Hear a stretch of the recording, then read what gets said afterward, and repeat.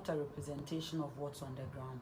I think prior to 20, not I think, I know for a fact that prior to 2017, there were only 3 regional offices of buffer stock, Accra, Kumasi, Tamale, that's all, on records. Now they have 16 regional offices. These are new creations, new arrangements to make sure, the process of decentralizing, food supplies and other things happen. So these are new recruits, new employment. If you go to the Office of Heads of Civil Service through RTI, demand the actual organogram or setup of buffer stock from, its inception to date. It will reflect exactly what I'm saying. But even feeding your staff here is not an easy job consistently. Feeding staff at MOI wouldn't be an easy job. We are talking about 1.2 million students.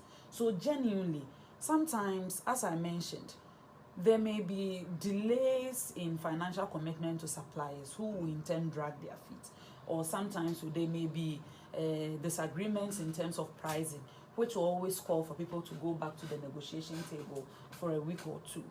But the reality is that if for over 5 years, consistently, buffer stock has been able to supply to 1.2 million students consistently over this period, it means all the other, disappointments or all the other issues that may come up to shortages for a day or 2 or some challenges are some things that maybe as a people in the times that we are in, sometimes we try to bear with them as they mop up to perform better. Of course, we wish there were no disruptions at all. We wish there were no problems with supplies at all. But the reality is that, as I mentioned, we are talking about 1.2 million students. So even if one school, even if 700 a school of 700 students or 1,000 are experiencing shortages out of the 1.2 million, it's as equally important and it ought to be addressed.